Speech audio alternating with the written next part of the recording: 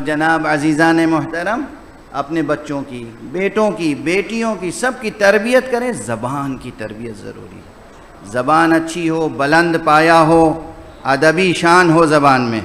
گھر میں گفتگو کریں تب بھی ادبی کریں۔ جب زبان، یہ ظاہری زبان ادبی ہوگی تو یہ ذہن اور قلب اور روح کی پرورش بھی ادبی ہوگی۔ نفس بہت بلند و پاکیزہ ابھر کے سامنے آئے گا۔ پست الفاظ گھر میں استعمال ہوں گے تو ذہن میں برے خیالات بہت آئیں گے۔ الفاظ سم قاتل کی طرح اثر کرتے ہیں۔ الفاظ، ایک خراب لفظ کہیں سن لیں آپ جانتے ہیں اس کا کتنا اثر ہوگا؟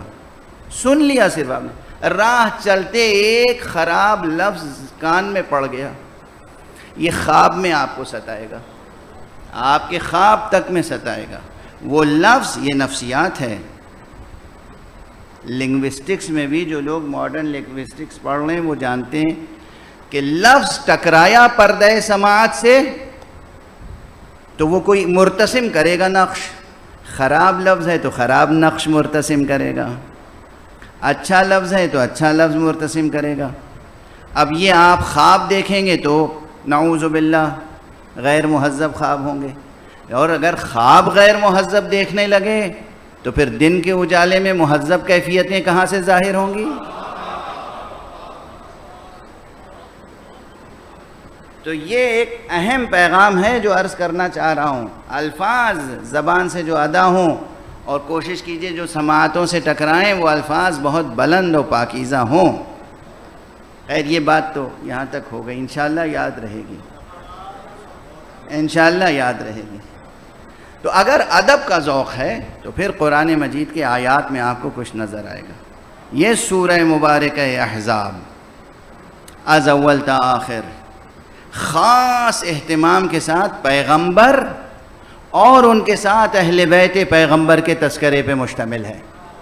تو ہم اسے قرآن مجید کا ایک خاص نعتیہ قصیدہ کہہ سکتے ہیں، جو مطلع سے لے کے مقطع تک پیغمبر کے تذکرے سے مربوط ہے۔ سورہ مبارکہ احزاب، اور اسی سورے سے یہ آیت میں تلاوت کر رہا ہوں، لَقَدْ كَانَ لَكُمْ فِي رَسُولِ اللَّهِ أُسْوَةٌ حَسَنَةٌ، بے شک تمہارے لیے رسول اللہ کی ذات گرامی میں ایک بہترین نمونہ ہے۔ لیکن یہ نمونہ کس کے لیے ہے؟ یہ قابل تأسی کردار اور سیرت کس کے لیے ہے؟ لمن کان یرجو اللہ، جو اللہ کی طلب رکھتے ہیں، والیوم الآخرہ، اور جو یوم آخر کا خیال رکھتے ہیں۔ میں کل کہہ چکا ہوں آخرت و دنیا دونوں سے ہاتھ اٹھانا پڑے گا۔ آج جو یوم الآخر کی یہ قید ہے وہ مراد خاص طور پر جنت نہیں ہے۔ یوم آخر یعنی وہ دن جس دن اس اللہ کا سامنا ہوگا، جس کی طلب میں زندگی بسر کی، اس دن اس کے حضور میں پیشی ہوگی۔